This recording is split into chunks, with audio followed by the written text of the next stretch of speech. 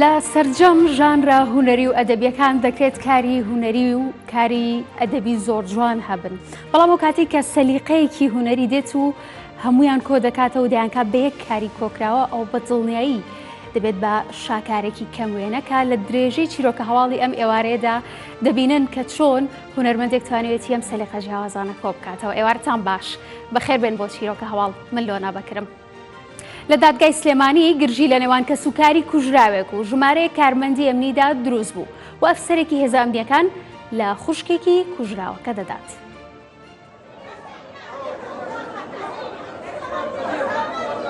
دوای بڵاوبوونەوەی گرتەی ڤیدیۆی ڕووداوەکە پۆلیسی پارێزگای سلێمانی ڕایگەیاند ئەفسەرەکە دەست بەسەر کراوە. دڵزار عەبدی میوزیسیانێکی ڕۆژهەڵاتی کوردستانە ئەلبومی سەمفۆنیای داربەڕووی بڵاو کردەوە.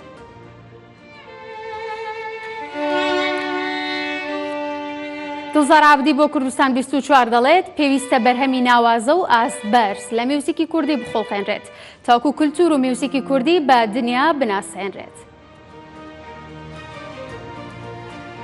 خێزانێک لە شارۆچکەی کفری سەدەیەکە پشتا و پشت کاری سەرڕاجیان لە باوباپیرانیانەوە بۆ ماوەتەوە و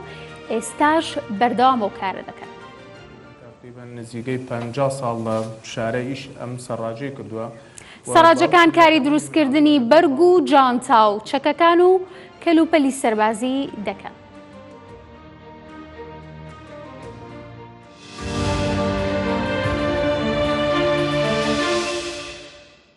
لەناو دادگای سلێمانی گرژی لە نێوان کەسوکاری تارقی بەقاڵ و ژمارەی کارمەندی ئەمنیدا دروست بوو و دوای بڵاوبوونەوەی گرتە ڤیدیۆی ڕووداوەکە بەڕێوەبەرایەتی پۆلیسی پارێزگای سلێمانی لە ڕوونکردنەوەیەکدا دەڵێت ئەو ئەفسەرەی بووەتە هۆی دروستبوونی ئاڵۆزیەکە دەست بەسەر کراوە. ڕووداوەکە دوای ئەوە ڕوویدا کە کەسوکاری تارقی بەقاڵ ناڕازی بوون لە گۆڕینی مادەی یاسایی دادگاییکردنی تۆمەتبارانی کوشتنی براکەیان. دوای ڕووداوەکەش بە بڕیاری دادوەر دایک و 8 خوشکی تارقی بەقاڵ ڕاگیران و دواتریش ئازاد کران. وەک لە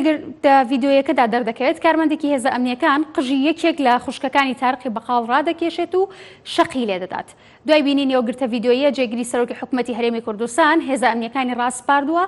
بە دەست بەسەرکردنی ئەفسەرەکە. نیاز ڕۆستەم خوشکی تارقی بەقاڵە بە میدیاکانی گوتووە ئەوان تەنیا ویستویانە بکوژانی براکەیان بە سزای خۆیان بگێنن و ناکرێت بەو جۆرە مامەڵەیان لەگەڵدا بکرێت. ئێمە بە قەرارەکەی ڕازی نەبووین کە هاتیینە دەرەوە من ویستم بە خوشکەکانم بڵێن با بڕێن گرژی دروست بوو لە دوای گرژیەکەوە ئانێکم زانی دەستیان کرد بە قژمە دەستیان کرد بە قژمە و پاڵێک بیان پێێنە شقێکیان تێڵام شقێتریان بەداهێنامەوە ئیتر ئەگام لە دنیانەما ئەو نەمزانی خوشکەکانیان هەموو تەوقیع کرد بۆ سزن و دوایی من هاتمە دەرەوە ڕام کرد لە ژێرچنیان نازانم چۆن ڕزگارم بوو کە هاتمە دەرەوە تیان چی بوو شتێکی ئاوا بوو چمە بەلای دایکمان هەمیان تەوقیع بوون تیان نایانە دەرەوە تۆش ئەبێ بکەیت ئەویا تم ناسمە ژوورەوە نەمەوێت ئەو ئاشایسە بێتە بەرەو ڕووم بزانم یعنی ئەو براکەی بکوژرێت قای لەبێت دژمنەکەی بەرامبەری بوەستێ و خۆی بۆ بگیرێت. من هیچم نەکرد بوو مەستم ئەم یاسایە ڕەوانیە و ئەوەکەی قانونە قانون چۆن وابێ بۆچی قەتعێکا بە 406 بۆ کردێتی بە 406.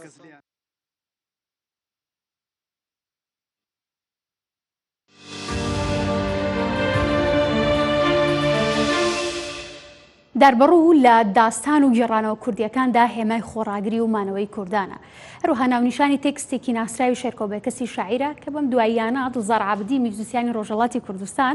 کارێکی سەمفۆنیای جیاوازی لێ بەرهەمێنەوە. سەمفۆنیای داربەڕوو ئەلبومێکی سەمفۆنیە و دڵزار عەبدی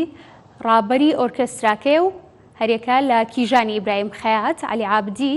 ڕابەر کوردستانی و ئەردەوان ڕۆستەمپور مەقامیان تیادا چڕیەوە.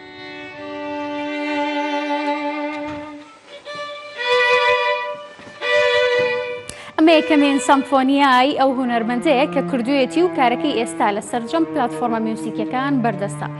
لە وەڵامی بەشێک لە پرسیارەکانمان دڵزار عەبدی سەبارەت بە ناوەڕۆکی ئەو تێکستی کە هەڵی بژاردووە و کاری لەسەر کردووە قسەی بۆ کردین. دڵزار پەیامێکی ڤیدیۆی تایبەت بە چیرۆکە هەواڵ و کوردستان 24 ناردووە و باز لە کارەکەی دەکات.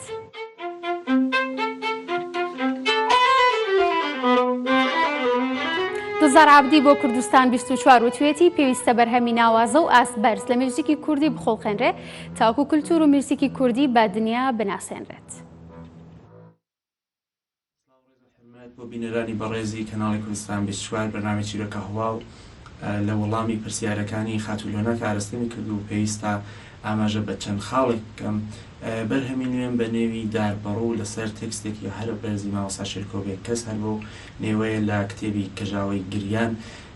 کە چیرۆکی ژیانی میلەتی کوردە هەر لە سەرەتاکانیەوە هەتا کاتی بندستی و ڕۆسیانی هەتا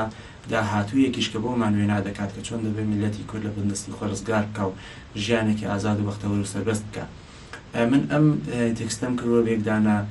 سەمفۆنیا کە لە 5 موڤمان پێکاتوە موڤمانی یەکەم یەکدانە بەستەیە بە دەنگی باوکی بەڕێز مامۆستا عەبدی و هەروەها موڤمانی دووهەمی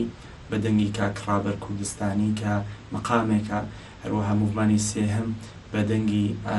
کاک ئەردەوانی ڕۆستەمپور کە لە مێلۆدی بێتی کاکەمیر و کاکە شێخ ئیلهام ڕگیراوە، هەروەها موڤمانی چوارەم لە سەر مەقامێکە مەقامێکی حیجازە بە دەنگی خاتووکیژانی ئیبراهیم خەیات و هەروەها موڤمانی پێنجەم یەکدانە ئەنتەمیا مەڵێن سرودێکە. ئەم شانازیم پێبەخشراوە کە بۆ یەکەم جارە لە موسیقای کوردیە ئێمە کار لەسەر مەقام دەکەین بە شێوازێکە خاوەنی کۆمپۆزیسیۆن و ستراکچەرێکی سەمفۆنیک بێت کە هەڵگری بافتێکی پۆلیفۆنیک و هێمۆفۆنیک بێ کە مەقام لەو شێوازە گەلەری و ساکارەی کە یەکدانە گۆرانی بێژ بێت و ژەنیارێک کە وەڵامی یەکتر بدەنەوە و ئۆرکێستراکە تەنیا پایەک ڕاگرێ لەوێرێک ڕاگرێ و شێوازە نیە بەڵکو ئۆرکێسترە هەڵگری ڕۆڵێکە کە لە مەقامەکەدا هاوتەری بوو هەواهەنگە لەگەڵ مەقام بێژەکە. ئێمە زۆر پێویستە بۆ مۆسیقای کوردی چەندین بەرهەم ساز بکەین بۆ مۆسیقای فاخر، مۆسیقای ئەلێگەنتی کوردی کە تەنیا تەرکیزمان لەسەر مارکێت نەبێت، بەڵکو ئێمە بۆ ناساندنی میلەتی کورد و ناساندنی مۆسیقای لە مێژینە و ڕەسەنمان پێویستمان بە بەرهەمی ئەلێگەنت و فاخر و ئاستبەرزیشە کە هەروەکو هەموو شاکارەکانی تری دنیا لە مێژووی مۆسیقادا ئێمەش قسەیەکمان پێ بۆوتن و مۆسیقاکەمان ئەو توانایی هەیە کە لە دنیادا دەرکەوێت بەڕاستی و وا نەبێت کە مۆسیقای کوردی تەنیا کورد بێتەوە لە نێو مارکێت و مۆسیقای پاپیۆلار و مۆسیقای پاپدا، بەڵکو هەر بەو ڕادەیە کە ئەوە پێویستە مۆسیقای فاخر و ئەلێگەنت بگرە زۆرتریش پێویستە چون سازکەری مەکتەبێکی نەتەوەیی و ئیدنتیتی و شوناسێکی گشتیە بۆ میلەتی کورد.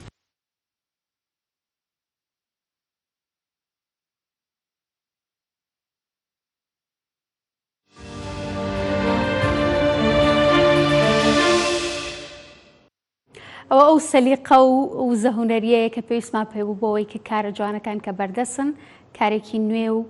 جیاواز لیان بەرهەم بێت. پیشەوەرەکانی کورد بە درێژایی مێژوو و ڕۆڵی زۆر گرنگیان هەبووە لەوەی کە ئەو پێویستیانی کە خەڵک هەیەی دروستی بکەن و بە درێژایی مێژووش کورد ئەزمموی زۆری هەبووە لەگەڵ پیشە جیاوازەکانە. بەرمونەیەکێک لەو پیشانی کە لە کۆندا گرنگی زۆری پێدراوە پیشەی سەراجی بووە کە ئەگەر چی ئێستا بەهۆی هاتنی تەکنەلۆژیاوە هەندێک لە پیشەکان تا ڕادێک کاڵبوونەتەوە، بەڵام خێزانێک لە کفری ئەم پیشەیان هێشتا پشتاوپشت بۆ ماوەتەوە و پێوەی سەرقاڵن و بەردەوامیشن لە پیشەکان. ئێستا ئەوەی کە نەوەیەکی سێمی خێزانێک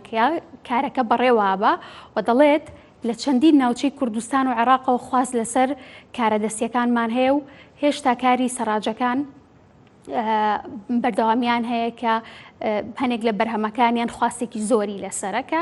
سەراجی بریتیە لە دروستکردنی بەرگی جانتا بۆ چەکەکان وە کەلوپەلی سەربازی و خوان ئاماژەیشی پێیەکەن. چەندین جار هاوکاری پێشمەرگی کەم دەرامەتیان کردووە و هاوکاریان کردو بۆی هێزەکانی پێشمەرگە ئەو کەرەستە و پێویستیانیان بە ئاسانترین شێوە دەست بکەوێت.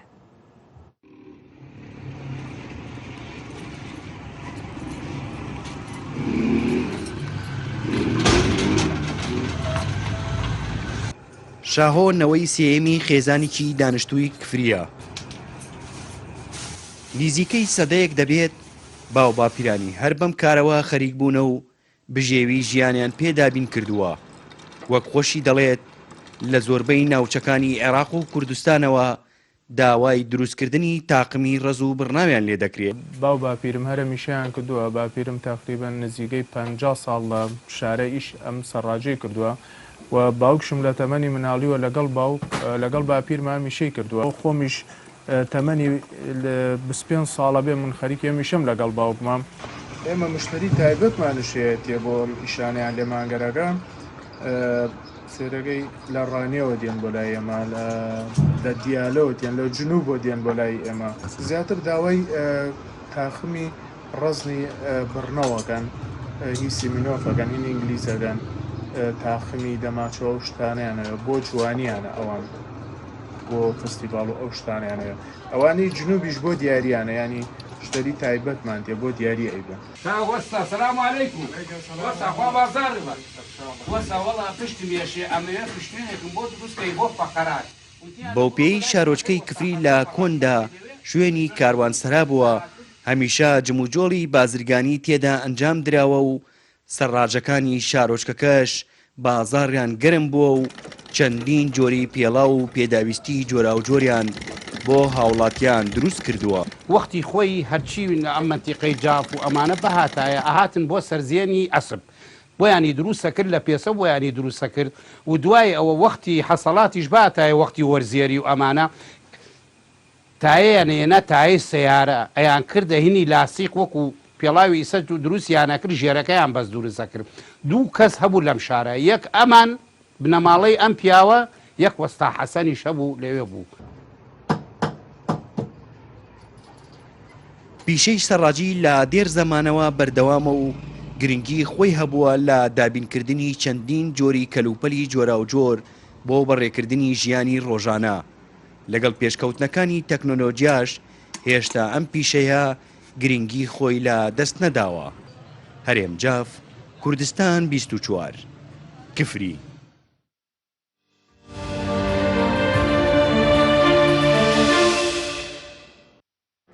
هەڵبەت بە گوێرەوەی کە لە راپۆرتەکەدا بینیمانم پیشانە نەکەوەی کە نابێت کاڵ ببنەوە بەڵکو دەبێت بەردەوام لە بەرەو پێشچووندا من چونکەمە گرنگیە بۆ بەرەو پێشچوونی هەر وڵاتێکە پیشەسازی هاوشێوە لە بەرەو پێشچووندا بەتیایاندا و ئەگەر چی گۆڕانکاری تەکنۆلۆژی ڕووبدات گۆڕانکاری تەکنۆلۆژیەکان بچێتە خزمەتی بەرەو پێشچوونی ئەم پیشانەی کە ڕەنگە کوردی شتیادا دەست و سەلیقەیەکێ بێ و کۆی کە بینی ومانە ئەکرێت ئەو بەرەو پێشچوونە تەکنۆلۆژیانەش بچێتە خزمەتی ئەوەی کە ئەم پیشانە نەکاڵ نەبنەوە بەرەو پێشتر و زیاتریش بەرەو پێشتر بچن. بابەتێکی دیکە کە باس لە شوێنەوارەکان دەکەین لە پارێزگای دهۆک کار لەسەر دروستکردنی گەورەترین پارکی شوێنەوار لەسەر ئاستی عێراقدا دەکرێت کە پارکەکە چەندین جێگی شوێنەوار لە خۆ دەگرێت ئەوش دەبێتە دەستکەوتێکی زۆر گەورە بۆ پارێزگاکە و هەرێمی کوردستانیش بەگشتی و بە تەواوبوونی ئەم پرۆژەیەش کار لەسەرەوە دەکرێت کە لە لیستی شوێنەواری جیهانی یونسکۆ تۆمار بکرێت. پارێزگای دهۆک خاوەنی پێگەیەکی گرنگی شوێنەواری و شارستانیە هەتاوەکو ئێستا زیاتر لە 2000 شوێنەواری گرنگی تیادا تۆمار کرا و مێژووی هەندێکیشیان بۆ هەزاران ساڵ پێش لە زایەن دەگەڕێتەوە. الپارێزگاها دهوکê amadekarî ji bo drûstkirina mezintirîn parkê şînwarî li ser astê herêma Iraqê têne kirin. Biryar elmeha çiriya ekiya ev sala, ev parkê bi şêwazê parçeyî bi dirêjehiya 130 kîlometran bihête drûstkirin ku 5 cihên derînên giringên vê parêzgehê bi xwe vedgirît û hebûnewan ji bo serdemê aşûriyan vedgerît. اف پارکه نوی پارک شینواری هم بس لیاو کو وانجه شینواری اوید کبنه سنور وی پارک دا بهت پاراسته الهمان دم جدا پیشانه خلقی کیدن مل برا وقت و برا شینوارا ما ده افصاله دز بفکرنا یکم خونه ها به پروژه بکن ما بس سرکیه به پروژه او کو پیشاندان و شهرستانات میشه خلقی کیدن همان دم جدا کو بیت خالق و سرکی بود مارکنا لیست جهانی شونوار اب یەک stûnên serekî ji bo pêskirina aborî û rakêşana bala geştyaran tê telqelemdan. Ji ber vê jî rêveberiya giştiya geştûguzara parêzgeha Duhokê, dûrustkirina parkê şînwarî bi destkefteke mezin ji bo rakêşana geştyarên biyanî li qelem dide. من 5 مقایمات گەشتوگوزاری دێن یەکشوان مێژۆیە و شینواریە. ئەف شینوارنا وەختی ما هەبنە هەرێما کوردستانی پازارەتە ما بنەم شێن گەشتیارەکە لە بخۆوە بکێشین بۆچی چەنگ و جۆرەی گەشتیارەوە هەی حژوان ڤەنجی هاتاتکان بەرچی دا بزانێت ئەف مرۆڤل وی وەختی تاریخە وێ ئەوە شینوارە ئەف بەشارە چاوە ژیایە ئەوان چاوبکارێنەیە حاتەوانە چاو بوو تختۆرێتوان چاو بوونمانات وان تختۆر هەبوون وان قۆتابی هەبوون و قوانین هەبوون ویژەگەرە کاتێن بزانن ئەوێ مێژووە و ڤان کەسال vê منتەقی ژین یە چاو بوو. پارکا شونواریە ku biryara bête durustkirin pêk têtin ji nexşeyên nikrandiyên Maltayê ku bi şkef de helamet hête naskirin. Her wisa nexşeyên nikrandiyên cuwa feydiyê û cihê kevnarê xines û qentera cerwane û bendewa ye. Li gel durustkirina vê parka şînwarî, Netflix û National Geographic cîhanî kar li ser durustkirina dîkumenteriyeka not xulekî li ser vê parkê dikin. Ev tamamkirina wê jî dê kar hête kirin ku ev parke et lîsta şînwariya cîhana UNESCOyê da bihête tomarkirin. Ku ev jî wê bibîte yekî ji mezintirîn destkeftên vê parêzgehê et buwarê şînwaran da. Mesûd Mihemed, Kurdistan 24 Duhok. کوردستان هەرگەش و جوان بمێنێت و چیرۆکی جوانی و دەستکەوتەکانی بگەڕینەوە. ئێوەش ئاسوودەوتان دروست باش بن.